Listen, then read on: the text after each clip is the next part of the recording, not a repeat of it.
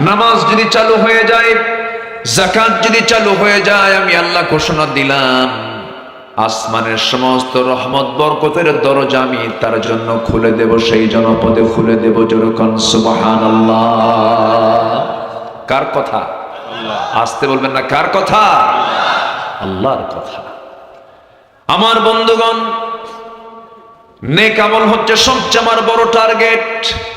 জীবনে যেন গুনার পরিমাণটা বেশি না হয়, পরিকল্পিত যেন কোনো গুনাহ না হয়। গুনাহ হবে, গুনাহ হবে না কেন? আমি মানুষ না? মানুষের গুনাহ আছে না নাই? গুনাহ নাই কার? ফেরেশতার। বলেন গুনাহ নাই কার? আমরা কি ফেরেশতা না মানুষ? বলেন ফেরেশতা না মানুষ? কিন্তু দাম কিন্তু মানুষের বেশি, দাম মানুষের বেশি। ফেরেশতার দাম কেমনে হবে? কারণ ফেরেশতার গুনাহ করার যোগ্যতাই নাই, সে গুনাহ করবে কেমনে? কিন্তু বান্দার গুনাহ করার যোগ্যতা থাকার পরও আল্লাহর ভয়ে সে গুনাহ করে না, এই জন্য বান্দার দামটা বেশি। আমার বন্ধুগণ, সবচাইতে সফল জীবন হলো যে বান্দার জীবনে গুনাহ কম, নেক আমলের পরিমাণটা বেশি। তবে গুনাহ কিন্তু প্ল্যান করে করা যাবে না, হঠাৎ করে হয়ে যেতে পারে। কিন্তু হঠাৎ করে হয়ে যাওয়ার সঙ্গে সঙ্গে ভালো বান্দা যারা চোখের পানি ফেলে দিয়ে আল্লাহর কাছে বলবে, আল্লাহ আমারে মাফ করে দাও। রাত যখন গভীর হয়ে যাবে, সব বান্দা ঘুমিয়ে পড়বে। আল্লাহর যারা খুব কাছের বান্দাগুলো তারা করে কি? তারা মনে করে আল্লাহ তোমার জন্য প্রথম আকাশে এসেছেন। কোন আকাশে? রাত গভীর হলে আল্লাহ পাক প্রথম আকাশে চলে আসেন। আল্লাহ আছেন হলো 7 আকাশের উপরে, তিনি চলে আসেন 12টার পরে প্রথম আকাশের কাছে। আল্লাহু আকবার বলেন। কার জন্য আসে? কার জন্য? আমার জন্য। কার জন্য বলেন? আমার জন্য আসেন। এবং তিনি প্রশ্ন করেন, আলা মিন মুস্তাগফিরিন ফাগফির লাহ, কোন ক্ষমা প্রার্থী আছে আমার কাছে ক্ষমা চাবে, আমি তাকে ক্ষমা করে দেব। কি সুন্দর করে আমার আল্লাহ বলেন। এই জন্য আমার বন্ধুগণ, 5 ওয়াক্ত নামাজ তো পড়বই আমরা। একটা ওয়াক্তের নামাজ কখনো বাদ দেব না, তার নাম হলো তাহাজ্জুদ। যে ব্যক্তি তাহাজ্জুদকে কন্টিনিউ করবে, তার 5 ওয়াক্ত নামাজ কখনো কাজা হবে না। তাহাজ্জুদকে আমরা কন্টিনিউ করব। আল্লাহর সঙ্গে সম্পর্ক না সৃষ্টি হলে পরে কখনোই আমি এই দুনিয়ার জীবনে শান্তি পাবো না। হয়তো ভাববেন টাকা থাকলে শান্তি, বউ থাকলে শান্তি, সমাজের নেতা হয়ে গেলে শান্তি না। আপনি চলে যান তাদের কাছে, কোথাও শান্তি পাবেন না। শান্তির জায়গা একটা হলো কার জিকির। আসতে বলবেন না, কার জিকির? আল্লাহ রাব্বুল আলামিন বলেন, ومن أعرض عن ذكري فإن له معيشة ضنكا ونحشره يوم القيامة أعمى قال رب لم حشرتني أعمى وقد كنت بصيرا। এই আয়াতটা আমাকে দারুণ ভাবে ভাবায়। মাঝে মাঝে আমি অস্থির হয়ে যাই, একটা যখন পড়ি আমার কাছে কেমন যেন লাগে। আল্লাহ পাক খুব শক্ত ভাষায় বলেছেন। আল্লাহ বলছেন, যে বান্দা আমার জিকির থেকে আমাকে স্মরণ না করে যে বান্দা নিজেকে দূরে রাখবে, আমি তাকে কিয়ামতের দিন আমি তাকে অন্ধ করে তুলব, আর দুনিয়ার জীবনটা আমি তার জন্য সংকীর্ণ করে দেব। দুনিয়ায় কোনো শান্তি থাকবে না, অশান্তির আগুনে দাউ দাউ করে জ্বলবে। বউ থাকবে, শান্তি নাই। টাকা থাকবে, শান্তি নাই। পয়সা থাকবে, শান্তি নাই। সন্তান থাকবে, কাঁচা খাবে। কি বুঝতেছেন কি আপনারা? অশান্তির আগুনে দাউ দাউ করে জ্বলবে, আমি তার শান্তি উঠায় নেব এবং তাকে কিয়ামতের দিন অন্ধ করে তুলব। যখন বান্দা বলবে, আল্লাহ আমি তো চক্ষুওয়ালা ছিলাম, আল্লাহ বলবেন, তুই চক্ষুওয়ালা ছিলি, তুই আমাকে দুনিয়ার জিন্দেগিতে যেমন করে ভুলে গেছিস, আজকের দিন ওয়াকাযালিকাল ইয়াউমা তুনসা, আজকের দিনও তোকে আমি ভুলে গেলাম। আল্লাহ যদি সেই দিন ভুলে যান, শুধু বিপদ না মহাবিপদ? শুধু বিপদ না মহাবিপদ? মহাবিপদ হয়ে যাবে। সেই মহাবিপদ থেকে বাঁচার জন্য আমার আল্লাহর জিকিরটা কখনো এক মুহূর্তের জন্য বাদ দেওয়া যাবে না। একজন খলিফার কথা হঠাৎ করে মনে হয়ে গেল। সেই খলিফার নাম হচ্ছে ওমর ফারুক রাদিয়াল্লাহু তাআলা আনহু। কয় নাম্বার খলিফা? বলেন কয় নাম্বার? 2 নাম্বার খলিফা ছিলেন। বহুদিন আগে, আজ থেকে 20 বছর হবে প্রায়, এক মাহফিলে বললাম ওমরে ফারুককে চিনেন কে? সামনে থেকে একজন দাঁড়ায়, ছোট্ট একটা ছেলে দাঁড়ায় বলে আমি চিনি। কে? আমাদের বাড়ির দোতলায় ভাড়া থাকে। আমাদের বাড়ির দোতলায় ভাড়া থাকে। এটা কি ভাড়া থাকে ওমর? আমি ছোট্ট ছেলেটাকে বললাম তুমি 100তে 100 পাইছো, তোমার বুদ্ধি যত দূর উত্তরও তত দূর। এই ওমর তো সেই ওমর নন, অর্ধজাহানের খলিফা, যার ব্যাপারে মহাত্মা গান্ধী বলেছেন, ভারতের মহাত্মা গান্ধী পর্যন্ত বলতে বাধ্য হয়েছেন অশান্ত পৃথিবীকে শান্ত করার জন্য মুসলমানদের মতো একজন ওমর দরকার পৃথিবীতে। আল্লাহু আকবার। আর সেই মুসলমান আজকে Mao Zedong, Karl Marx, Lenin, secularism, ন্যাশনালিজমকে কেমন করে গ্রহণ করে? মুসলমান কখনো মানব রচিত আইনকে বিশ্বাস করতে পারে না। আমরা ইসলামকে প্রতিষ্ঠা করতে চাই, কোন ব্যক্তির দলকে আমরা প্রতিষ্ঠা করতে চাই না। আমরা ব্যক্তি পূজা করতে আসিনি দুনিয়াতে, আমরা আল্লাহর ইবাদত করতে এসেছি। আমরা 16 বছর শুধু ব্যক্তি পূজাই হয়েছে। পার্লামেন্টে দাঁড়ায় শুধু 10 মিনিট ধরে আমি স্মরণ করছি কুতকুতানি সুলকে কাউজানি। স্মরণ করবো আকে কাকে? স্মরণ করবো কারে কারে? আল্লাহ। আল্লাহ ছাড়া আমার কেউ আছে? আল্লাহ ছাড়া কেউ আমার আছে? কেউ নাই। পৃথিবীর সব স্মরণ মাইনাস হয়ে যাবে। ছেলে আমার আপন না, মেয়ে আমার আপন না, বাপ মা ভাই বোন যা কিছু দেখছি সব এগুলো প্রতারণা। একদিন মরে যাব, সব আমাকে ভুলে যাবে, আমিও সবাইকে ভুলে যাব। পৃথিবীর সব কিছু ভুল, পৃথিবীর সব কিছু মুছে যাবে, কিন্তু যিনি আমাকে কখনো ভুলবেন না, ভুলতে পারেন না, তিনি কখনো আমাকে ছাড়বেন না। তিনি আমার, চিল্লায় বলুন কে? আমাকে বেশি সবচেয়ে ভালোবাসেন কে? চোখ চালায় দেন কে? কান চালান কে? মুখ চালান কে? হাতটা চালান কে? পাটা চালান কে? এই বডির মধ্যে যে রক্তগুলো আছে, রক্তগুলো সুন্দর করে ছাকায় দেন কিডনি দিয়ে, তিনি আমার কে? মালয়েশিয়া সফর ছিল, এক বন্ধু আমার, নাম মমিন নাম। সালাম দিলাম, বন্ধু কেমন আছো? হাতটা ধরেই দেখি কবজির এখানে একটা মেশিন লাগানো। বললাম বন্ধু এটাকে মেশিন এখানে কেমন যেন করে, কি হয়েছে? সে কেঁদে ফেললো। কেঁদে ফেলে বলছে শত শত কোটি টাকার মালিক আল্লাহ পাক আমাকে বানিয়েছেন, কিন্তু 2টা কিডনি আমার নাই। আমি আল্লাহকে বলি, আল্লাহ সব সম্পদ তুমি আমার থেকে নিয়ে নাও, কিডনি 2টা ভালো করে দাও। সপ্তাহে তাকে 4 দিন হসপিটালে যেতে হয়, কিডনি ডায়ালিসিস করার জন্য যেতে হয়, ডায়ালিসিস মেশিনে নিতে হয়। রক্তগুলো ডায়ালিসিস না করলে সে মরে যাবে। যা কিডনি করে তা দুনিয়ার মেশিন দিয়ে করতে হয়। দুনিয়ার মেশিন, ডায়ালিসিস মেশিনটার ওজন হলো 100 কেজি। আর আল্লাহ রাব্বুল আলামিন তার চেয়ে উন্নত মানের মেশিন দিয়েছেন আমাদের দেহের মধ্যে 2টা। একটা দিলেও চলবে, 2টা কিডনি দিয়েছেন। 2টা কিডনির ওজন হলো মাত্র 200-400 গ্রাম। আর ডায়ালিসিস মেশিনের ওজন হলো 100 কেজি। আল্লাহ পাক 200 গ্রামে যা দিয়েছেন, আর বান্দার 100 কেজিতেও তাও নাই। জোরে কান সুবহানাল্লাহ। যদি এমনটা হয়ে যেত, যদি এমনটা হতো, আল্লাহ আমাকে দুনিয়া থেকে পাঠায় দিলেন, যা তুই দুনিয়াতে যা, এরপর আকাশ থেকে 100 কেজি 2টা কিডনি পাঠায় দেব। ধানের বস্তা নেব না কিডনির বস্তা নেব? কত বেকায়দা হয়ে যেত। আল্লাহ বলছেন বান্দারে এমন সুন্দর করে সৃষ্টি করেছি, তোর বডির মধ্যে সব প্ল্যান করে সুন্দর মতো ব্যালেন্স করে বানায় দিয়েছে। আল্লাযী খালাকাকা ফাসাওয়াকা ফাআদালাক। আল্লাহু আকবার। এই যে চোখ, এই যে কান, এই যে নাক, এই যে গলা, ইএনটি ডাক্তারের কাছে যান নাটোরে।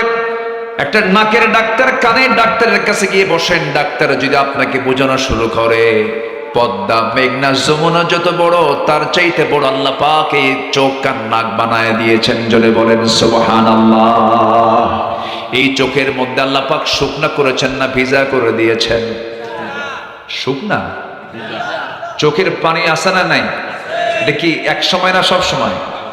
সব সময় চোখের পলক পড়ছে প্রতি মিনিটে 15 থেকে 20 বার, আর পানি পড়ছে। এই পানির পরিমাণটাও লিমিট করেছেন, বেশি হলে রোগ হয়ে যায়, আবার কম হওয়া যাবে না। আল্লাহ রাব্বুল আলামিন ব্যালেন্স করে চোখের পেছনে মেশিন সেট করেছেন। প্রতিদিন 24 ঘন্টায় বান্দার চোখ থেকে 1 মিলিলিটার চোখ থেকে পানি বের করে দেন। মিঠা পানি না লবণ পানি? লবণ পানি দিয়ে দেন। তাহলে লবণ করার জন্য মেশিন আছে না নাই? আছে। আবার কানের মধ্যে চলে যান, কানের মধ্যে ময়লাগুলো আছে, এই ময়লা কিন্তু সেই ময়লা নয়। সকল কানের ডাক্তাররা কিন্তু এই ময়লাটা সাফ করতে নিষেধ করে। অযথা কানে হাত দিবেন না, আল্লাহ রাব্বুল আলামিন এটা ময়লা দেন নাই। এই জিনিসটা দেওয়ার কারণ হলো কানের ভিতরে রাতের বেলা আপনি ঘুমাতে গেছেন, যদি কোনো হঠাৎ করে কোনো পিঁপড়া পোকামাকড় যদি ঢুকতে নেয়, কানের ময়লাকে আল্লাহ রাব্বুল আলামিন তিক্ত করে দিয়েছেন। চোখের পানিকে লবণ করেছেন, কানের ময়লাকে তিক্ত করে দিয়েছেন। যদি তিতা না হয়ে যদি মিষ্টি হতো, ঘুম পাড়তে না আপনার পিঁপড়া যেত কানে, পিঁপড়া যেত। কান সাফ করবেন না, ঘুম পারবেন? যদি কোনো পিঁপড়া হঠাৎ করে যদি ভুল করে ঢুকেও যায়, সঙ্গে সঙ্গে যখন দেখে খাবারটা তিতা, না কাম হবে না, বেলাইন চলে আসি, ব্যাক করে। সুবহানাল্লাহ বলবেন না? কানকে সিকিউর করলেন, চোখকে নিরাপত্তা দিয়ে দিলেন, চোখকে হেফাজত করলেন, ভাইরাস থেকে বাঁচার জন্য লবণ দিয়ে দিলেন। ভাইরাস যেখানে লবণ থাকে সেখানে কোনো ভাইরাস থাকে না, কোনো জীবাণু সেখানে বসবাস করতে পারে না। চোখটা সেফ, কানটা সেফ। এবার আপনি আসেন জিহ্বার কাছে। জিহ্বাটা আল্লাহ রাব্বুল আলামিন জোয়ারের মধ্যে রেখে দিয়েছেন। জোয়ার না ভাটা? জোয়ারে রেখে দিয়েছেন। আপনার সামনে যদি একটা তেঁতুল সামনে রেডি করা হয়, লাফ মেরে বের হয় ভিতর থেকে, একদম মানে কি লালা। কেমনে, কেমন করে যায়, কেমন করে চট মেরে চলে যায়। দেখেন এই যে সুন্দর করে চলে যায়। তাহলে এটা কি জোয়ার আল্লাহ পাক দিয়েছেন। দেখেন হয়তো এখন তেঁতুলের কথা কইছি, হয়তো অনেকের বের হওয়া শুরু হয়ে গেছে। কিভাবে আল্লাহ পাক মেশিন গুলোকে সেট করেছেন। তাহলে কানেরটা তিতা, চোখেরটা কি বলে লবণ, আর জিহ্বারটা হলো স্বাদহীন, কোনো স্বাদ নাই। যদি মিষ্টি হতো তাহলে মিষ্টি স্বাদ পেতাম না, যদি টক হতো টকের স্বাদ পেতাম না, যদি এটা ঝাল হতো ঝালের স্বাদ পেতাম না। আল্লাহ পাক এটাকে নিউট্রাল করে স্বাধীন করেছেন। যে খাবারই দেয় ব্রেনে গিয়ে সিগন্যাল দেয় কসু হত্যা। কেউ তো সুবহানাল্লাহ বলবেন না? এই যে হাজার প্রকারের স্বাদ আল্লাহ রাব্বুল আলামিন জিহ্বার ভিতরে দিলেন। আল্লাহ বলছেন আলাম নাজআল লাহু আইনাইনি ওয়া লিসানান ওয়া শাফাতাইনি ওয়া হাদাইনাহুন নাজদাইন। জোরে বলুন আল্লাহু আকবার। বান্দারে এত কিছু তোরে দিয়ে দিলাম, বান্দা আমার জিকির করবি না কেন? ওমরে ফারুকের কথা মনে হলো, তিনি দুনিয়া থেকে বিদায় নিচ্ছেন। জিকির কাকে বলে একটু বোঝানোর জন্য আমি তার প্রসঙ্গ নিয়ে আসলাম। সারা জীবন তিনি দোয়া করেছেন, আয় রাব্বুল আলামিন আল্লাহুম্মা রযুকনি শাহাদাতান ফি সাবিলিক ওয়াজআল মাউতি ফি বালাদি রাসূলিক। তিনি সারা জীবন দোয়া করেছেন, আল্লাহ তুমি আমাকে শহীদের দরজা দান করো, আর নবীর শহরে তুমি আমার মৃত্যুটা দিয়ে দিও। এই দোয়া তিনি প্রায় করতেন।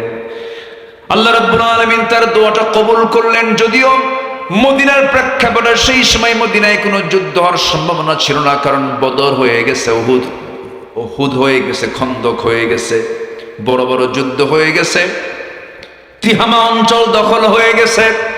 এখন যুদ্ধ হলে দেশ বিজয়ে যুদ্ধ হবে, কিন্তু মদিনার আশেপাশে কোনো যুদ্ধ লাগবে না। কিন্তু তিনি দোয়া করতেন, আল্লাহ তুমি আমাকে মদিনায় মৃত্যু দিও, শহীদে মওত দান করো। আল্লাহ পাক তার এই দোয়াটাই কবুল করলেন। তিনি করলেন কি, কোন এক ফজরে তিনি নামাজ পড়তে গেলেন। ওমরে ফারুক নামাজ পড়তেন না পড়াতেন? বলেন, পড়তেন না পড়াতেন? তিনি দেশের নাগরিক ছিলেন না শাসক ছিলেন? তিনি একজন শাসক, আবার তিনি আবার মসজিদের ইমাম।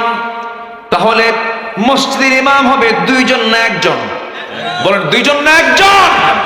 যিনি শাসক হবেন তিনি ইমাম হবেন। আমরা সামনের শাসককে আমরা ইমাম ও শাসক দেখতে চাই, ঠিক কিনা? এই এক বাক্যের মধ্যে বহু সিগন্যাল আছে। আমার কথা কি বোঝা গেল? বোঝা গেল? বোঝা গেল? বিগত সময় দেখেছি কি বক্তব্য, আগামীকাল ঈদুল আজহার জানাজা নামাজ। শোনেন নাই? শোনেন নাই? এগুলো শোনেন নাই? পার্লামেন্ট এমপি কারি সাহেব যায় নাই, তেলাওয়াত করার দায়িত্ব দিছে স্পিকার, যে কেউ তো নাই, কারি সাহেব আসে না, আপনি কি তেলাওয়াত করেন? এমপি কি তেলাওয়াত করতে দিছে? কেল হে আল্লাহ হে হে, শয়তান কই তোরছে আমার তেলাওয়াত ভালো আছে। এই সমস্ত অযোগ্য নেতৃত্বের মুখে আমরা জুতা মারি, থুতু মারি। রাগ করছেন? রাগ করা যাবে না। ভুল বারবার করা যাবে না। ভুল বারবার করলে বিপদ হয়ে যাবে। ভুল আর আমরা করব না। জোরে বলি ইনশাআল্লাহ। আকলমন্দ ইশারা বাসাত, সচেতন ব্যক্তির জন্য ইঙ্গিতগুলোই যথেষ্ট, বেশি কিছু লাগে না। একটু বুঝি, আমরা বোঝার চেষ্টা করি। আচ্ছা বলেন তো, আপনার ইমাম যদি গাঁজা খায়, আপনি কি নামাজ পড়বেন তার পিছনে? আপনি বলবেন আমি না হয় মদ খাই, হুজুর কেন গাঁজা খায়? ইমামকে কত কি দেখি আমরা, ইমামের দাড়ি ছোট হলে বলে হুজুরের তাকওয়া ঠিক নাই, দাড়ি ছোট ফাঁসে হুজুর। কি ঠিক কিনা বলেন? আচ্ছা, একটা ইমামের মাথা থেকে পা পর্যন্ত সব অনুবীক্ষণ যন্ত্র দিয়ে দেখি হুজুরের কোনো দোষ আছে কিনা। নামাজের ইমামকে যদি আমরা এতটুকুন দেখি, সমাজের যারা নেতা হবে তাদেরকে দেখার দরকার আছে না নাই? সবগুলো যখন নির্বাচন আসে, এত দরবেশ হয়, মাথার চুল দেখা যায় না, টুপি সাদা টুপি, সাদা পাঞ্জাবি, সাদা পায়জামা, দাড়ি খোসা খোসা কদম ফুলের মতো, আতর 4-5টা লাগায়, ঘাড়ের উপর একটা হাজির রুমাল নিয়ে গাম জায়নামাজ হাতে নিয়ে আসরের নামাজ 5 বার পড়ে। আছে না নাই? সম্মানিত ভাইরা, আমরা নামাজ পড়বো একদিন না সব দিন? আমরা নামাজ পড়বো একবার না 5 বার? আমরা নামাজ পড়বো সারা বছর না সারা বছর একদিন? সারা বছর। কয়বার নামাজ হবে দিনে? বলেন, দিনে রাতে কয়বার?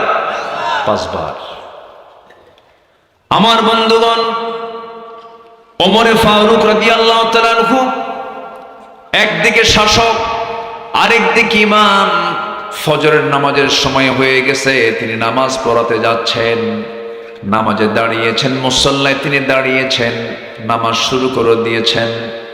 প্রথম রাকাত হয়ে গেছে, দ্বিতীয় রাকাতে নামাজ পড়তে নিয়ে হঠাৎ করে রুকুতে গেলেন। এক শত্রু এসে তার ডান দিকে এসে তার পেটের মধ্যে চাকু ঢুকায়া দিল। যখন বিষ মিশ্রিত চাকু যখন ঢুকায়া দিয়েছে, বিষাক্ত চাকু যখন ঢুকায়া দিয়েছে, তখনও তিনি ধরাশয়ী হন নাই, সতর্ক হয়ে দাঁড়ায় গেছেন। কিন্তু বুঝে ওঠার আগে আবার তাকে ধরে তল পেটে 2টা স্টেপ মেরে দিয়েছে। ভুঁড়ি আংশিক বের হয়ে গেছে ওমর ফারুক রাদিয়াল্লাহু আনহু। তিনি আর নিজেকে নিয়ন্ত্রণ করতে পারলেন না। রক্তাক্ত অবস্থায় তিনি মসজিদে নববীর ভিতরে পড়ে গেলেন। যখন তিনি পড়ে গেলেন, এই সময় সেন্স ছিল না, কয়েক ঘন্টা সেন্স ফিরে পেলেন। সকালবেলা হয়ে গেল, চোখটা মিলেই দেখেন তার কলিজার টুকরার সন্তান আব্দুল্লাহর সামনে দাঁড়ানো। আব্দুল্লাহকে দেখে বলছে, আব্দুল্লাহ রে কান্দো কেন? কেঁদো না, আমার জন্য পানি আনো তো। 1 গ্লাস পানি আনা হলে 1 গ্লাস পানিটা ওমরে ফারুক দেখেই বলছেন, আব্দুল্লাহ এই পানি কিসের জন্য এনেছো? আপনার পানির জন্য এনেছি, আপনি পান করুন। না রে আব্দুল্লাহ, আমার কোনো তৃষ্ণা নাই, আমার তৃষ্ণা হলো ফজর নামাজ তো হয় নাই, ওযুর পানি নিয়ে এসে দাও। জোরে বলেন সুবহানাল্লাহ। এটার নাম জিকির। এটার নাম কি বলেন? জিকির। ওযুর পানি এনে দাও। ওযুর পানি এনে দেওয়া হলো। কষ্ট করে তিনি ওযু বানালেন। ভুঁড়িটা বের হওয়া, গামছা দিয়ে ভুঁড়িটা বাঁধলেন, গামছা দিয়ে পেটটা বাঁধলেন। নামাজে দাঁড়ায় গেছেন, কিন্তু পারলেন না, মাথা চক্কর মেরে পড়ে গেলেন। শুয়ে ইশারা করে নামাজটা পড়ার পরে বলছে, আব্দুল্লাহ কেঁদো না, কান্দো কেন? তোমার বাবার তো সারা জীবনের দোয়া আজকে কবুল হয়ে যাচ্ছে। তোমার বাবার দোয়া হলো আমি যেন শহীদ হয়ে যেন মদিনায় যেন মারা যাই। আজকে আমি বড় ভাগ্যবান। আমাকে যে আঘাত করেছে সে কোনো মুসলিম নয়, সে একজন অগ্নি পূজক আবু লুলু মাজুসি, সে আমাকে অ্যাটাক করেছে। আমি একজন অগ্নি পূজকের হাতে শহীদ হয়ে যাচ্ছে। আমি আল্লাহর দরবারে দারুণ কৃতজ্ঞ। আল্লাহ তুমি আমাকে শহীদের কাতারে শামিল করে নিও। আব্দুল্লাহ তুমি আমাকে হাসি মুখে বিদায় করে দাও। এই কথা বলি বলছেন আব্দুল্লাহ কেন্দ্র না কাব্বা, আপনার জন্য ডাক্তার নিয়ে আসছি। ডাক্তার সামনে বসে গেলেন। ডাক্তার বসেই বলতে আমিরুল মুমিনিন আপনার জন্য আমি এক গ্লাস দুধ এনেছি, আপনি পান করুন। বিসমিল্লাহ বলে তিনি দুধ পান করলেন, কিন্তু দুধটা পেটের মধ্যে থাকলো না, স্টমাকে রাখতে পারলেন না, কারণ পেটটা ফুটো হয়ে গেছে। ফুটো পেট দিয়ে সব দুধগুলো বাইরে বের হয়ে গেছে। ডাক্তারের জিহ্বায় কামড় মেরে বলছেন ইন্না লিল্লাহ, আমরা কিছুক্ষণের মধ্যে আমরা খলিফাতুল মুসলিমিনকে হারায় ফেলবো, তিনি আর বাঁচবেন না। কোনো উপায় নাই। ওমর ফারুক মুস্কি মুস্কি হাসি মেরে বলছেন ওরে ডাক্তার তুমি আমাকে বাঁচাবা কেমনে?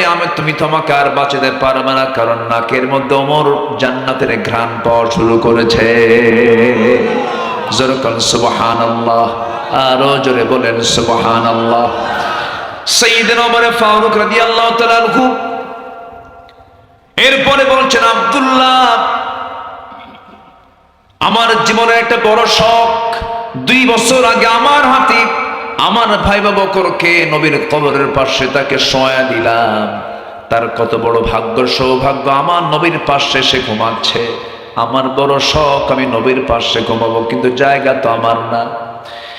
জায়গার মালিক হচ্ছেন আম্মাজান আয়েশা সিদ্দিকা রাদিয়াল্লাহু তাআলা আনহা।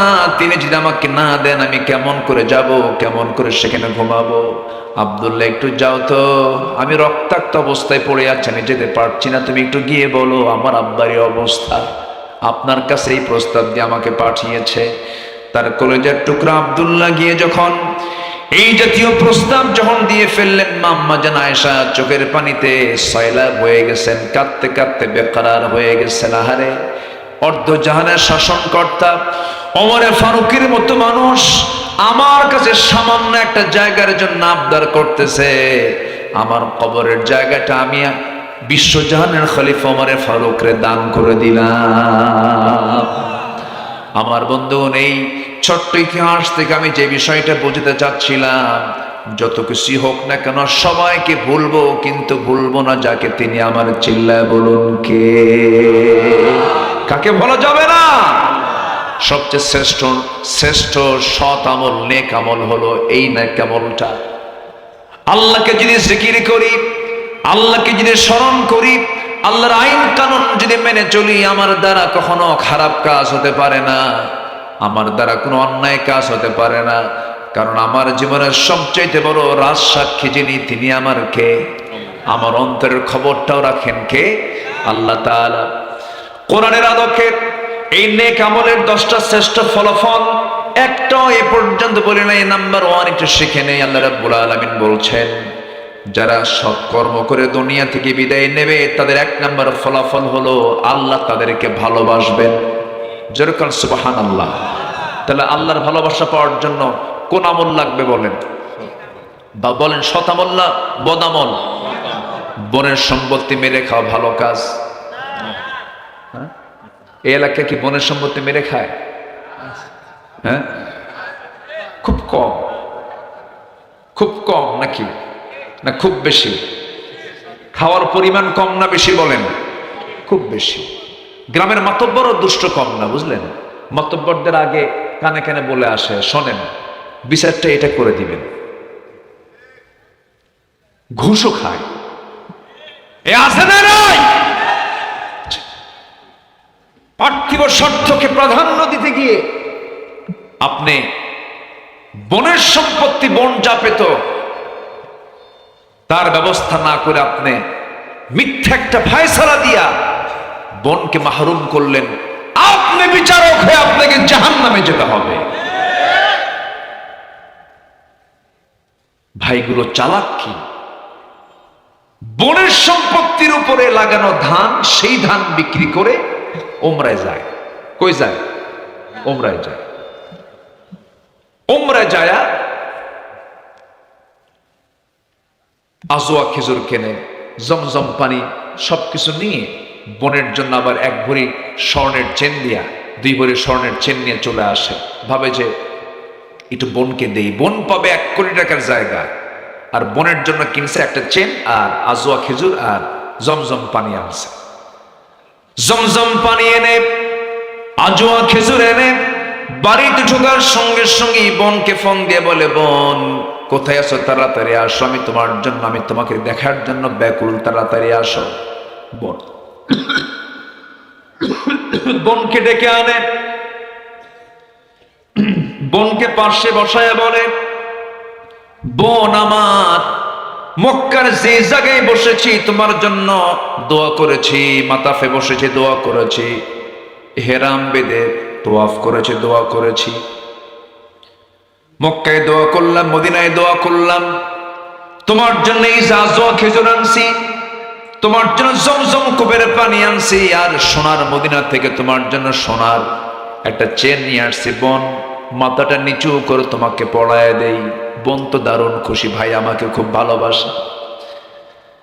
চেন টেন পড়ায় দিয়া খেজুর আর আজওয়া আর জমজম পানি খাওয়ায় দেবার পাশে বোনকে বসায় বলে, বোন একটা কথা বলবো। কি ভাই বলো। একটা কথা বলবো, রাগ করবো না তো? না, অংশ নিলে কিন্তু ধ্বংস হয়। কত বড় বদমাইশ।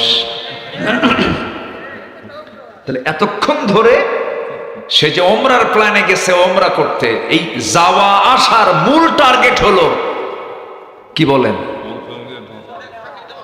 বনে ফাঁকি দেওয়া। ওর হজ কবুল হবে? ওর হজ কবুল হবে? ওর ওমরা কবুল হবে? একটা বিষয় মাথায় রাখবেন, যত কিছুই হোক না কেন, কার হক যেন আমার দ্বারা নষ্ট না হয়। এটা সবচাইতে খারাপ আমল, এটা যেন না হয়। এমনকি আমার কথায় যেন কেউ কষ্ট না পায়, তাহলে আমি তার হক নষ্ট করলাম। এমনকি যার জন্য আমি গীবত করছি, তার হক আমি নষ্ট করে ফেললাম। আল্লাহ পাক তাকে মাফ করবেন না। মাফ করবেন কখন? যখন আপনি ওই ব্যক্তির কাছে গিয়ে বলবেন, ভাই আমি অমুক দিন তোমার নামে গীবত করছিলাম, তুমি আমারে মাফ করে দিও, আল্লাহ আপনাকে মাফ করে দিবেন। যেরকম সুবহানাল্লাহ। এই জন্য হক সম্বলিত কোন অপরাধ নিজের জীবনে বাস্তবায়ন করা যাবে না। বাপ যেদিন মারা গেছে সেই দিনই উচিত বন্ধেরকে ডাক দিয়ে বুঝায় দেওয়া, তোমরা তোমাদের অংশ নিয়ে চলে যাও। আমার এই ওয়াজের লাইনে অন্তত ভাইরা খুশি না হলো, বোনরা দারুণ খুশি। হুজুর বাস্তব একটা কথা বলছেন। আরো কিছু কন, ভাইরা কিছু বসে আছে নাকি? আচ্ছা, রাগ করলেন নাকি আপনারা? সুদের বিরুদ্ধে কথা বললাম, এটাও তো একটু ডিসফেভার হতে পারে। আবার বোনের সম্পদ বুঝা দিতে বললাম। নেকামল, তো আজকে আমার সাবজেক্ট হচ্ছে নেকামল। তো নেকামল করতে গেলে যেটা বদ আমল, এগুলো খুঁজে বের করার দরকার আছে না নাই? আচ্ছা, তুমি ভাবতেছো আমি লুকায় লুকায় দেখতেছি। পর্নোগ্রাফিতে আসক্ত হয়েও না, তোমার ফ্রন্টাল সেলগুলো সব নষ্ট হয়ে যাবে, যৌবন ধ্বংস হয়ে যাবে। বাস্তবতার সঙ্গে এগুলোর কোনো মিল নাই, এগুলোর দিকে যাবা না। আমার বন্ধুগণ, ছোট্ট ছোট্ট বাচ্চাদের হাতে মোবাইল দিয়ে দেয় মা, গেমস গুলো দেখায়, খেলাগুলো দেখায় আর খাওয়ায়। এই ফোন কত ধ্বংস করে দিয়েছে পরিবার। কার বউ কে নিয়ে শুয়ে থাকে? কি ঠিক কিনা বলেন? লাইন ধরবো 1 টাকার লাইন, আর মোবাইলের মধ্যে কত Line, Messenger, imo Line, WhatsApp, Viber, Instagram, কুলিগ্রাম। কি ঠিক আছে না? সব লাইন বাদ, আল্লাহর লাইনকে ধরতে হবে। আকাম কুকাম করা যাবে না। বিয়ের প্রয়োজন হয়ে যাবে, জেনার কাছে যেও না, পিছন ধরে দরজা দিয়ে যাও না, লুকালুকি কোনো কিছু করতে যেও না। বিয়ের প্রয়োজন সুন্দর করে বলে ফেলো, বিয়ের প্রস্তাব দিয়ে দাও, আব্বাকে বলো আব্বা বিয়ে করাও। কিন্তু কিছু কিছু বেকুব বাপ আছে, নিজের পায়ে দাঁড়া। এই এখানে জোরে কে কইল ওর বিয়ে করা দরকার? তাড়াতাড়ি। কে ঠিক না? বাপরা বোঝে না, মারা বোঝে না বিয়ে যে কত বড় জরুরি জিনিস। যে যুবক, যে সন্তানটা আপনার বুকটা উঁচু করে বলে, মুখ খুলে বলে বিয়ে করাও, এটা অত্যন্ত চরিত্র ভালো লক্ষণ। আর যে যুবকটা যুবক আছে কিন্তু বিয়ের কথা কয় না, ও তো বাইপাস মারে, ও তো আকাম কুকাম করে বেড়ায়, কি ঠিক আছে কিনা? যুবকরা সময় হলে বিয়ে করে ফেলবা, আব্বা মাকে বলবা যে আল্লাহ চালাবে। কে চালাবেন? আল্লাহ চালাবেন, আল্লাহ চালাবেন। আল্লাহ চালান তো, আল্লাহ চালান না, আল্লাহ চালান না। কে বিয়ে করে কি খাওয়াবো? বউ তো হাতি। একজনেরটা দুজন ভাগ করে খাবে, একজনেরটা দুজন ভাগ করে খাবেন। হাদিস আছে না নাই? হাদিস আছে না নাই? আচ্ছা, একটু মনোযোগ দিয়ে কথাগুলো শোনেন, রাখেন, একটু কান লাগাবেন। আমার নবীজি বিয়ের পক্ষে ছিলেন, বিয়েটাকে সহজ করেছেন রাসূল। সাহাবীদেরকে বলেন, ও সাহাবীরা বলবো নাকি? হুজুর বলেন। রাসূল বলছেন, বনি ইসরাইল যুগে 3 যুবক তারা কোন এক সফরে বের হলো। হঠাৎ করে তাদের সামনে বিশাল বড় ঝড় শুরু হয়ে গেল। সেই ঝড়ের কবলে পড়ে গেছেন এই 3 যুবক। পাহাড়ি এক গর্তের মধ্যে গিয়ে তারা আশ্রয় নিল। পাহাড়ি ঢলটা এত তীব্র থেকে তীব্রতর হলো যে উপর থেকে একটা বড় পাথর এসে ওই গুহার মুখে আটকে গেল। গুহার মুখে আটকার সঙ্গে সঙ্গে পাথরটা এত বড়, নড়ার কোনো কায়দা নাই, মরা ছাড়া কোনো উপায় নাই। ওই সময়ে 3 যুবক আল্লাহর দরবারে 3 দিক হয়ে রোনাজারি করতে করতে বেকরার হয়ে যাচ্ছেন। রাসূল বললেন, এক যুবক দোয়া করে, আল্লাহ, আমার কাছে একজন লেবার কাজ করতে এসেছিল সকাল থেকে সন্ধ্যা পর্যন্ত, কিন্তু আমি তাকে তার পেমেন্টটা দিতে পারি নাই। বহুদিন পরে সে আমার কাছে আসলো, আমি তার টাকাটা আমি ফেলে রাখি নাই, তার টাকা দিয়ে একটা ছাগল কিনেছি। ছাগল পাল হয়ে গেছে, অনেকদিন পর আসার পর আমি তাকে টাকা না দিয়ে আমি তাকে ছাগল পালটাই দিয়ে দিয়েছি। আমানত রক্ষা করেছে। আল্লাহ, এই ওসিলায় তুমি আমাকে এই বিপদ থেকে বাঁচাও। ওই পাহাড়ের গুহার মুখ থেকে পাথর কিছুটা সরে গেল। যেরকম সুবহানাল্লাহ। আরেক যুবক দোয়া করে, আল্লাহ, চাচাতো বোনের ঘরে ঢুকেছে, আমি জিনা করব। চাচাতো বোন আমাকে প্রস্তাব দিয়েছে, আমি তার প্রস্তাবে সম্মতি দিয়েছি, কিন্তু হঠাৎ করে চাচাতো বোনের আমি যখন রুমে ঢুকে তার 2 উরুর মাঝখানে বসেছি, জিনা করব। এমন সময় বোনটা আমাকে স্মরণ করে দিল, ও ভাই, জিনার কাজে লিপ্ত হয়েও না, আল্লাহ কিন্তু দেখছেন। ওই মুহূর্ত থেকে চট করে আমি বের হয়ে আসছি, তোমার ভয় জিনার কাছে যাই না, আল্লাহ তুমি আমাকে মাফ করে দাও। পাহাড়ের মুখ থেকে পাথরটা আরেকটু সরে গেল। আরেকজন যুবক দোয়া করছে, আল্লাহ, কোন জীবনে তেমন ভালো কাজ করতে পারে নাই, তবে এক রাতে বাড়িতে আসলাম গভীর রাতে, বউটা আমার জন্য গরম 1 গ্লাস দুধ দিল। সেই দুধের জন্য আমার মেয়েটাও পাগল হয়ে গেল, সে খাবে। আমি খেলাম না, আমার মেয়েকেও খাইতে দিলাম না।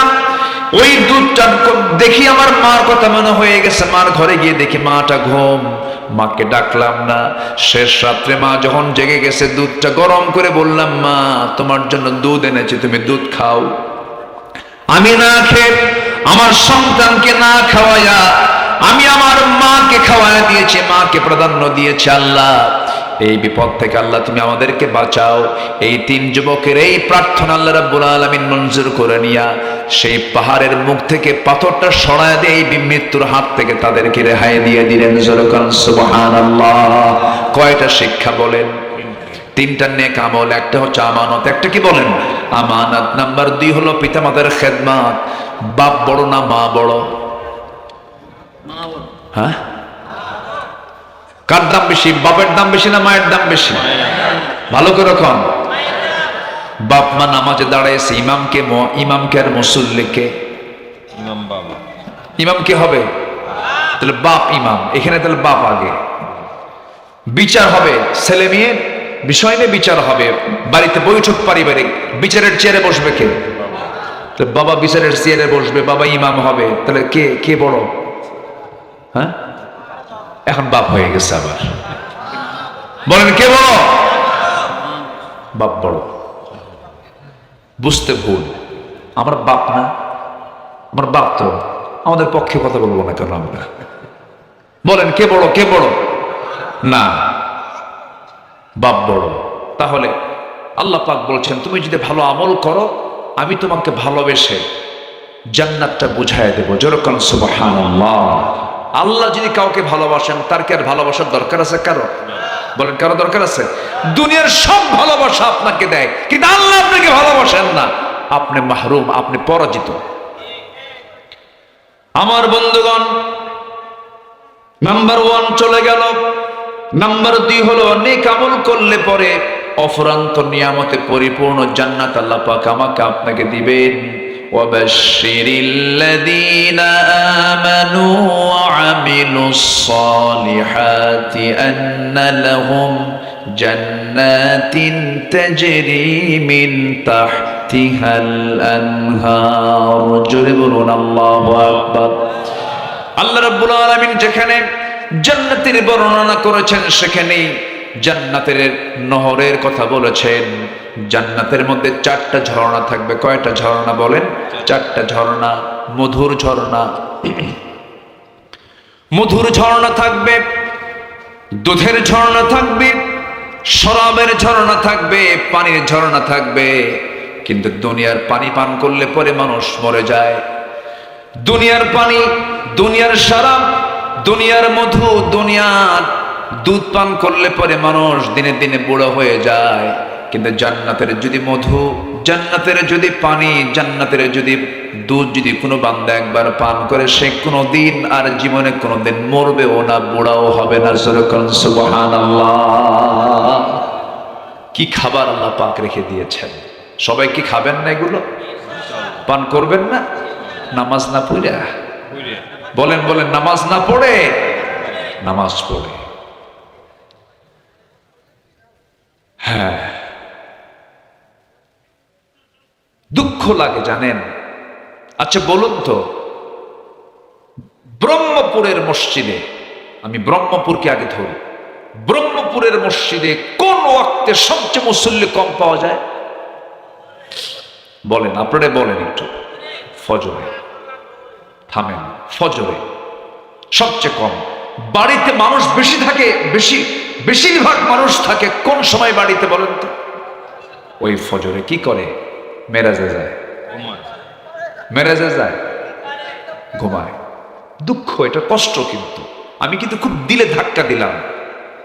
আমি আর কিভাবে বুঝাবো বলেন? যে দিলে ধাক্কা দিলাম। 64,000 গ্রামের দিকে তাকান আপনি। পাতিলের ভাত সিদ্ধ হয়েছে কিনা, চাউল সিদ্ধ হয়েছে কিনা গোটা পাতিল চেক করতে হয় না? একটা চেক করলে হয়ে যায়। একটা চিপলি পাতিলের ভাতের চিত্র বোঝা যায়। ঠিক একটা গ্রামকে চিপলেই গোটা দেশের চিত্র ভেসে ওঠে।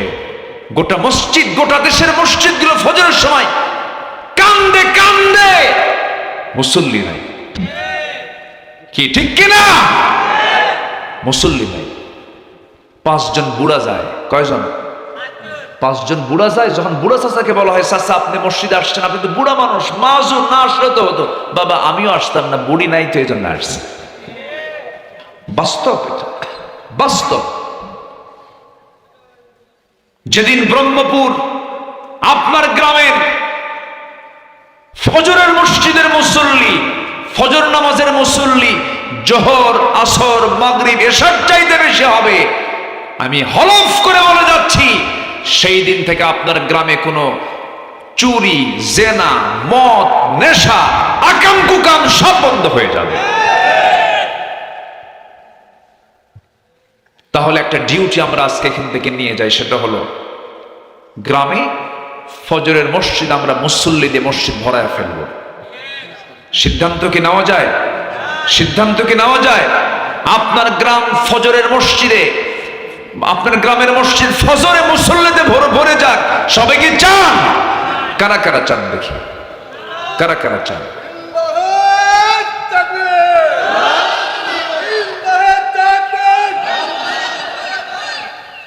আল্লাহ কবুল করুন। জোরে বলি আমিন। আরো জোরে আমিন, আরো জোরে আমিন। ভাইরে, জান্নাতে যাওয়ার তো একটা পজিশনে আসতে হবে। জাহান্নামে যাওয়ার কারণ কি? কোরআনকে প্রশ্ন করুন, কোরআন বলো তো জাহান্নামে যাওয়ার কারণ কি? কোরআন 1 নম্বরে বলছে, ক্বালু লাম নাকু মিনাল মুসাল্লিন, যারা নামাজ পড়ে নাই তারা জাহান্নামে যাবে। এবং সবচাইতে বেশি শাস্তি কাকে দেওয়া হবে কোরআন বলো তো? আল্লাহ বলছেন, ফাখালাফা মিন বা'দিহিম খালফুন আদাউস সালাহ, যে ব্যক্তি নামাজকে নষ্ট করবে, আমি সবচাইতে। আমার নবী যে বিয়েটাকে এত সহজ করে দিয়েছেন, কালো সাহাবী, কি সাহাবী বলেন? কালো সাহাবী।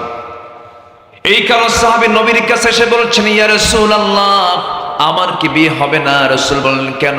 বহু মেয়ে দেখলাম, বিয়ে হয় না। রাসূল বলছেন, তোমার বিয়ের দায়িত্ব আমি নিলাম। হুজুর, কে? ইবনু ওহাবের মেয়ে আছে, চলে যাও, আমার প্রস্তাব দিয়ে দাও। রাসূল বললেন, সাহাবী বলছেন, না, আমি একা যাব না, আমি এমনি এমনি যাব না, দলিল করে দেন। আমার নবীর কাছ থেকে একটা চিঠি লিখিত করে নেওয়া হলো। এই চিঠিখানা নিয়ে মেয়ের বাবার কাছে গিয়ে বলছে, এ মেয়ের বাপ ইবনে ওহাব, এই চিঠিখানা পড়ো, তাড়াতাড়ি ব্যবস্থা করো। দেখছেন কি অবস্থা? মেয়ের বাবা চিঠিখানা পড়লেন, রাসূল চিঠি পাঠিয়েছেন, সম্মানজনক চিঠি। খুব খুশি হয়ে গেলেন। খুশি হয়ে এবার বলছেন, শোনো, আমার মেয়ের কাছে আগে প্রস্তাবটা দেব, আমার মেয়ে যদি পছন্দ করে হয়ে যাবে। এই কথা শুনে, এই কথা বলেই ভিতরে চলে গেছেন। মেয়েটা পাশে দেওয়াল ঘেঁষে ঘেঁষে সব কথা শুনে নিয়েছে। এবার বলছে, মা, তোমার জন্য বিয়ের প্রস্তাব এসেছে, যদি পছন্দ হয় বিয়ে হয়ে যাবে, কিন্তু ছেলেটা কিন্তু কালো। মেয়েটা কাঁদতেছে। এবার বলছেন, মা, তুমি যেহেতু কাঁদতেছো, বিয়ে দেব না। আব্বা বুঝতে ভুল করেছেন, নবী যাকে পছন্দ করেছেন সেই পুরুষটাই হবে আমার স্বামী। ওই মহিলাটা দারুণ সুন্দরী ছিলেন, কিন্তু কালো ছেলে রাসূল পাঠায় দিয়েছেন, তিনি তাকেই পছন্দ করে ফেলেছেন। আজকের সমাজে কিছু মহিলা আছে, একটু সুন্দর চেহারা হলে পরে, স্বামী একটু কালো হলে পরে, দেমাগ কম না বেশি? আজ থেকে দেমাগ কম না বেশি? একটু কিছু লাগলেই বলে যে, তুমি একটু আয়নার চেহারা দেখো তো, আমার সঙ্গে তোমার যে বিয়ে হয়েছে, তোমার 14 গোষ্ঠীর কথা আছে কিনা? আছে কিনা? আবার কিছু পুরুষ আছে, বউটা একটু কালো হয়ে গেছে, মনটা খারাপ, নতুন বিয়ে করছে, 3 দিন মাত্র বয়স, 4র্থতম দিনে বাচ্চার মতো কান্দে। কান্দিস কেন? সুমনের বউ দেখতে কত সুন্দর, আমার একটা বউ হলো, দেখেন নজর গেছে সুমনের বউয়ের দিকে। আপনার বউ কখনো সুন্দর হবে না যদি আপনার নজর যদি অন্যদিকে যায়। আর আপনার নজর যদি আপনি ঠিক রাখেন, আপনার বউ হবে পৃথিবীর সবচাইতে সুন্দরী নারী। আমার মায়েরা খুব খুশি, ভালো করে কেন, ওদের সব নজর ঠিক নেই। আমরা চোখটাকে ঠিক রাখবো। জোরে বলি ইনশাআল্লাহ, আর জোরে বলি ইনশাআল্লাহ। কষ্ট পাচ্ছেন মনে হয়? আমার নবীজির প্রিয় সাহাবী বাইরে দাঁড়ায় আছেন, মেয়ের বাপ এসে বলতেছে, এই সাদ, তোমার কপাল খুলে গেছে, আমার মেয়ে রাজি, আমিও রাজি। আবু সাদ সালমি বলছেন, আমিও তো রাজি। নবীর কাছে গিয়ে বলছে, হুজুর, আজকে সফল, সব কিছু ওকে, বিয়েটা পড়ায় দেন। কে টাকা আছে? কে না তো। কে টাকা না থাকলে বিয়ে করবা কেমনে? হুজুর, টাকার দায়িত্ব দিলে আমার বিয়ে হবে না, অতএব সব যখন আপনি করলেন, টাকাটা আপনি দেন, বিয়ে আমি করি। যেরকম সুবহানাল্লাহ।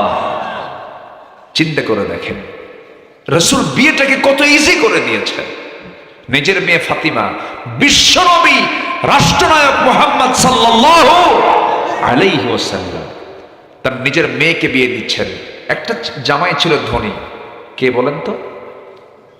যেটা ধনী জামাই, ওসমান। এটা এমন ধনী, একদিন রাসূলের কাছে এসে বলতেছে, হুজুর, আমার আর ভাল লাগে না। কেন? আপনি দোয়া করেন তো আমার সম্পদ যেন কমে যায়। আচ্ছা, কোন ধনী কি এরকম কয়? বলে, দুনিয়ার কোন ধনী এরকম কয়? উনি বলতেছে যে, হুজুর, আপনি তো দোয়া করেন আমার সম্পদ যেন কমে। রাসূল বলছেন, কেন? আমি এত হিসাব আর নিতে পারতেছি না। রাসূল বলেন, তুমি খাও কেমনে বলো তো, তোমার খাওয়ার স্টাইলটা বলো তো। সাইয়েদনা ওসমান বললেন, ইয়া রাসূলুল্লাহ, আমার খাওয়ার সিস্টেম হলো, আমি যদি উটের পিঠেও চড়ে থাকি, উটের পিঠটা কিন্তু অনেক উঁচা, সে উটের পিঠে যদি খাইতে বসে, আমি উটের উপর থেকে খাইতে নিয়ে যদি আমার একটা দানাও পড়ে যায়, আমি উটটাকে বসাই, আবার আমি নিজে নেমে সেই দানাটা তুলে ধুয়ে নিয়ে আবার সেটাকে আমি আবার খাই। রাসূল বলছেন, তোমার জন্য দোয়া করে কোনো কাম হবে না, তোমার সম্পদ আরো হবে। সুবহানাল্লাহ। মেয়েকে একটা দিয়েছেন, ধনীর সাথে হয়ে গেছে, সবচেয়ে কাছের মেয়ে, সবচেয়ে অত্যন্ত আদরের দুলালি ফাতিমার জন্য বিয়ের প্রস্তাব আসলো। মদিনার ধনাঢ্য সাহাবীরা প্রস্তাব দিচ্ছেন, রাসূল নট এলাও, হবে না, যাও। সবার প্রস্তাব তিনি আউট করে দিলেন।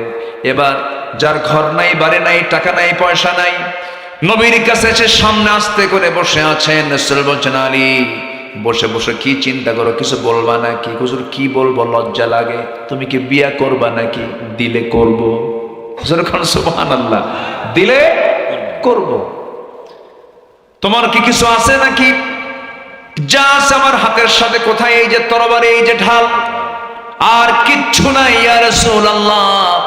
আমার নবীজি বলছেন তরবারি লাগবে যুদ্ধ করার জন্য, ঢাল ছাড়াও যুদ্ধ হয়, ঢালটা বেঁচে আসো।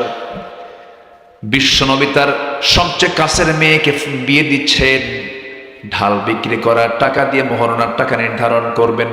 ঢাল বিক্রি করতে গেছেন, ঢাল বিক্রি করতে গিয়ে কোনো কাস্টমার পান নাই, সামনে দাঁড়ায় আছেন সকালবেলা ওসমান রাদিয়াল্লাহু তাআলা আনহু। আলী তুমি কেন আসছো? ঢাল বিক্রি করব। কেন? বিয়া কার সাথে? আপনার শালীর সাথে। সুবহানাল্লাহ বলবেন। খুব খুশি হলেন, দাও। ঢালটা নিলেন, টাকাটা দিলেন। কিছুক্ষণ পর কিছু দূর যেতে না যেতেই বলছেন, আলী এইদিকে আসো, যোদ্ধার হাতে কি ঢাল না থাকলে মানায় নাকি? ঢালটা তোমাকে দিলাম আর টাকাও তোমাকে আমি দান করে দিলাম, যাও। চলে গেছেন, নবীর কাছে গিয়ে দাঁড়ায় আছেন, ঢালটা হাতে আছে। রাসূল বলছেন, আলী মনে হয় ঢালটা বিক্রি হয় নাই। হুজুর ঢাল তো বিক্রি হয়েছে। তার ঢাল হাতে কেন? হুজুর আমাকে ঢালটা উপহার দিয়েছে, আবার টাকাও পাইছে, ঢালও পাইছে। কে? ওসমান। লোক আর খুঁজে পাও নাই। যেরকম সুবহানাল্লাহ। বিক্রিটা অন্য কারো কাছে করো, আমি জামাইকে বলতে পারলাম না, তার আগে তুমি ঢোল পিটায় আসলা। আল্লাহু আকবার। রাসূল কত সহজ করে দিয়েছেন। একটা অনড়ম্বরপূর্ণ বিয়ে, কোনো খরচ নাই, কিচ্ছু নাই। আর আজকের সমাজে বিশাল বড় বিয়ে, প্রতিবেশী গরিব দাওয়াত পায় না। আছে না নাই? ওগুলো জানোয়ার, ওগুলো জানোয়ার, ওগুলো। আজকে আমি ভালো কাজ কি এগুলো বুঝাচ্ছি, এই জন্য এগুলো কথাগুলো আসতেছে।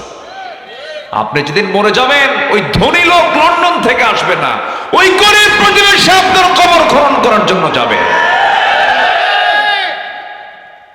গরিবরে দাওয়াত দেয় না, কিছু দিতে পারবে না। বিয়েতে নেবেন কেন আপনি? বিয়েতে কিসের উপর নেবেন আপনি? যে বিয়ের টার্গেট থাকে আমি খরচ তুলবো, ওই ওলিমা করার দরকার নাই। কি ঠিক আছে কিনা বলেন? হিসাব করে খরচ কত উঠবে, কত দেখছেন? আছে কিনা, আছে কিনা, আছে কিনা, আছে কিনা? উচিত কি জানেন? বিয়ের অনুষ্ঠান যারা করবে, কার্ডে লেখা উচিত বিশেষ দ্রষ্টব্য। বিয়ের অনুষ্ঠানে আসবেন, ওলিমাতে আসবেন, বিশেষ দ্রষ্টব্য কিচ্ছু বড় নিয়ে আসবেন না, সব অনুষ্ঠান বন্ধ হয়ে যাবে। হ্যাঁ, কার মন খারাপ হবে? ও আচ্ছা আচ্ছা, না না, এটাই বরকত। এটা কি বলেন? এটা কি বলেন? বরকত। রাগ করতেছেন নাকি আপনারা? আলোচনা চালাই, কষ্ট হচ্ছে নাকি আপনাদের? ওমরে কি বলে, আমার নবীজির সামনে আলী বলছেন, আলী বিয়ে হয়ে যাবে। ভিতরে গিয়ে বলছেন, মা আমি একটা ছেলে ঠিক করছি, তুমি কি পছন্দ করো? আপনার পছন্দ আমার পছন্দ। আল্লাহু আকবার বলেন। আর এখনকার মেয়ে বাপরা বলতে পারে, কাব্বা তুমি বোঝো কিছু? ছেলে কি করে? মুখে দাঁড়িয়ে আছে, বাবা শিক্ষিত, ভালো, পরহেজগার, নামাজ পড়ে। কাব্বা দাঁড়িয়ে আছে, ও তো চাচা। শেষ, হিসাব ক্লিয়ার। কাকে পছন্দ মা বলো? কাব্য ওই জায়গায় একটা ছেলে আছে, মাথার চুলগুলো খুব সুন্দর, কি সুন্দর, স্টাইলিস্ট, খুব ভালো। কেমন? ওই যে ওই মার্কা চুল, হাঁটু ফাটা প্যান্ট। আব্বা মাঝে মাঝে একটু বোতল খায়, বোতল আছে না নাই? ইয়াবাখোর, গাঁজাখোরকে পছন্দ হয়, ঠিক কিনা? যুবকরা চরিত্র সুন্দর করো, ভালো বউ পাবা। আর চরিত্র কুত্তার মতো করবা, জানোয়ার একটা আসবে তোমার কাছে। রাগ করতেছ? এগুলি দরকার কথা, এগুলি প্রয়োজন। জীবনটাকে সুন্দর করে সাজাবো, জোরে বলি ইনশাআল্লাহ। নবীজি মেয়েকে বিয়ে দিলেন, বিয়ে দিয়ে বলছেন, মা স্বামীর ঘরে যাচ্ছ, মৃত্যুর দিন পর্যন্ত একটা নালিশ যেন আমার কানে না আসে। যাও, আর এখনকার মেয়ের বাপরা কি কয়, তুই যা, কিছু হলে খেলে ফোন দিবি, খাইয়া ফালাবো। আসে না এরকম, আসে না এরকম বাপ, আসে না? শান্তি হবে, শান্তি হবে, হবে না। স্বামীর দোষ ধরা জায়েজ নাই, আবার বইয়ের দোষ ধরাও জায়েজ নাই। দুজনের দোষ দুজন ধরবে, কিন্তু কাউকে বলা যাবে না, কাউকে বলা যাবে না। এরকম বেকুব কিছু আছে না পুরুষ, বেকুব কিছু মহিলাও আছে না নাই বলেন? ঢোল পিটে বেড়ায়, এগুলো করবেন না। নিজেদের সমস্যা নিজেরা সমাধান করবেন। আপনি এবং স্ত্রী, আপনার দুজন একটা পৃথিবী, একটা পৃথিবী সুন্দর করে মিলায় নেবেন। আলহামদুলিল্লাহ বলেন। ওমরে ফাতিমা রাদিয়াল্লাহু নামাজ পড়ছেন একদিন নবীর সামনে বসে বসে। রাসূল বলছেন, ফাতিমা বসে বসে নামাজ পড়ো কেন, কম বয়সী? কাব্বা, আপনারা বলেছেন স্বামীর বিরুদ্ধে কোনো নালিশ দেওয়া যাবে না। আমার জামাটার পিছনে ছেঁড়া তালিযুক্ত, আপনি যদি দেখেন আপনার মন খারাপ হতে পারে, এই জন্য বসে বসে তালি দেখাবো না, এই জন্য বসে বসে নামাজ পড়তেছি। আল্লাহ তুমি আমার এলাকার মাদেরকে কবুল করো, জোরে বলি আল্লাহুম্মা আমিন। আমার মা বোনদেরকে দাদির মতো বানায় দাও। আমার দাদিরা ভালোই ছিল তো, আমার দাদিরা ভালো ছিল না? আমার দাদিরা ঘুম থেকে উঠতো ফজরে, আর এখন ভাবির ওঠে ঘুম থেকে 11টার দিকে। সব উল্টা পাল্টা, সারা রাত ধরে ওই যে কি দেখে। আমার বন্ধুগণ, ওই সাহাবী নবীর কাছে আসলেন। রাসূল বলছেন, সাদ চিন্তা করো না, তোমার বিয়ের ব্যবস্থা হয়ে যাচ্ছে, তোমার বিয়ের সব ফয়সালা করে দিচ্ছি আমি। 200 200 400 দিরহাম দুজন সাহাবীর কাছ থেকে নিয়ে বলেন, বাজার করে আসো। বাজার করতে গেছেন, বাজার করা শুরু করেছেন, এমন সময় তার কানে সংবাদ আসলো, সাদ তুমি বিয়ের বাজার করতে আসছে, তুমি কি জানো যুদ্ধের ডাক কিন্তু আসছে। সঙ্গে সঙ্গে সাদ করলেন কি, বিয়ের বাজার বন্ধ করে তিনি যুদ্ধের বাজার করলেন, ঘোড়া কিনলেন, তরবারি কিনলেন, যুদ্ধে চলে গেলেন, শাহাদত বরণ করলেন। বিয়ার হলো না। নবীর কানে সংবাদ আসলো, হুজুর সাদ তো দুনিয়াতে নাই। কোন সাদ? যে সাদের বিয়ের কথা গতকালকে ছিল।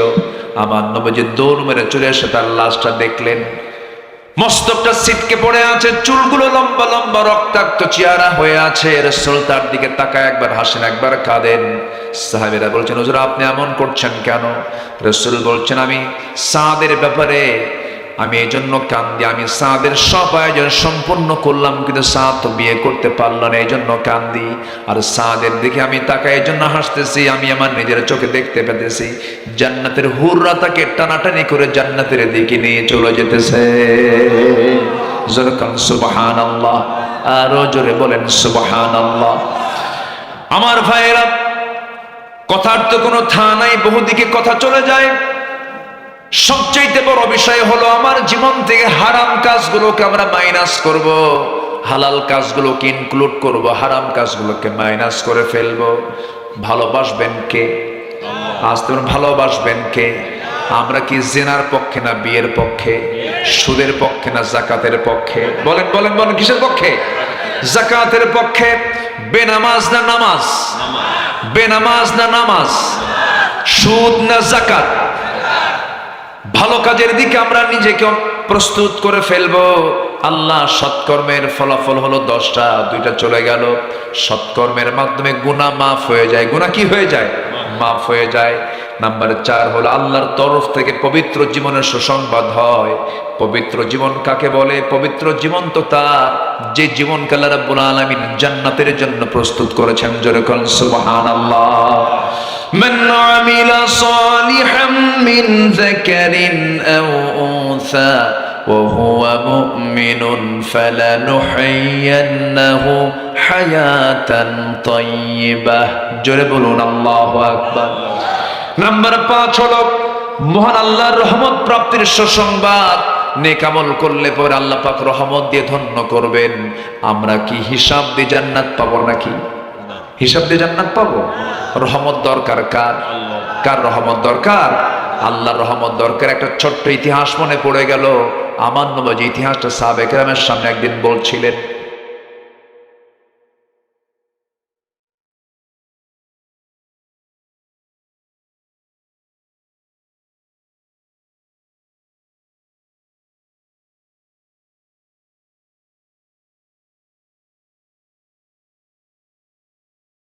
আসতে আমি তাকে জাহান্নামের মধ্যে দেব।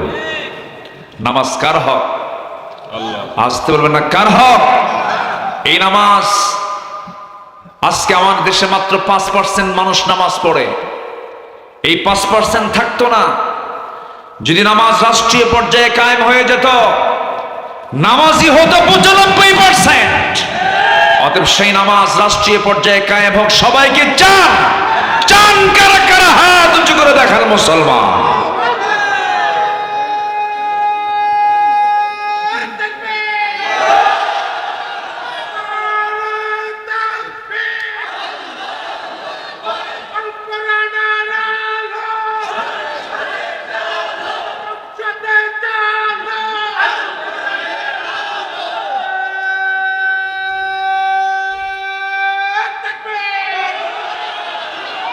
আল্লাহ কবুল করুন, জোরে বলি আমিন।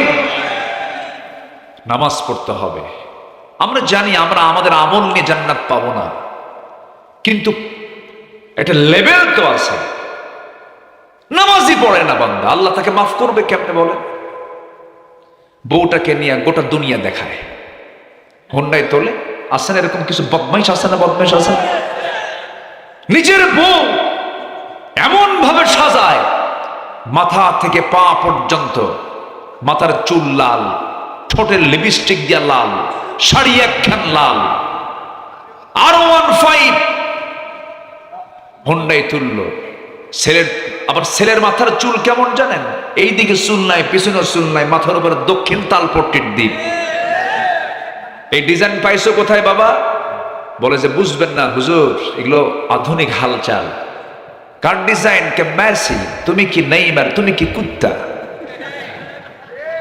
মাথার চুল ঠিক আছে না? হাতে একখান বালাও পরে, কানের দুলও পরে, কোমরে বেল্টের তালা, প্যান্ট এমন পরে টান মারলে খুলে পড়ে। নাভির উপরে হচ্ছে প্যান্ট পরার নিয়ম, সেই নাভির নিচে, এত নিচে সীমান্ত বর্ডার, যে কোনো মুহূর্তে অ্যাক্সিডেন্ট করতে পারে। এই হচ্ছে প্যান্টের দশা। আর প্যান্ট নতুন কিনে আনে হাঁটু ফাটা। কি ফাটা? হাঁটু ফাটা। আচ্ছা বলেন তো, মানে ফাটা প্যান্টের দাম বেশি না ভালো প্যান্টের দাম বেশি? ফাটা প্যান্টের দাম 8000 আর ভালো প্যান্টের দাম 800 টাকা। কি রুচি! রুচির কি পছন্দ হয়েছে আজকে? যার যে নামাজি হবে না সে প্যান্ট পরে। রাগ করতেছেন নাকি? যুবকরা শুধু চরিত্র সুন্দর করো, চোখের পর্দা করো, চোখের পর্দা। মা বোরকা পরে আছেন আপনি, আর সারা রাত ধরে আপনি মোবাইল দেখতেছেন, পর পুরুষকে দেখতেছেন। আপনার ভূমিকা হলো মাথায় টুপি আছে কিন্তু পরনে লুঙ্গি নেই। কে রাগ করতেছেন নাকি আপনারা? বলেন তো, বোরকা আগে দরকার না চোখের পর্দা আগে দরকার? চোখ, চোখ, চোখ, চোখ। এই দুনিয়ার সবচেয়ে এখন বড় গুনাহ কি দিয়া বলেন? গোটা দুনিয়ার মানুষ এখন কিসের দিকে তাকায় আছে? স্মার্টফোনের দিকে। গুনাহ করাচ্ছে। ফোন যদি আপনাকে চালায়, আপনার ফোন ব্যবহার করা হারাম। আপনি ফোনকে চালাবেন জায়েজ, কিন্তু ফোন আপনাকে চালায়, ওই ফোন ব্যবহার করার দরকারই নাই। কি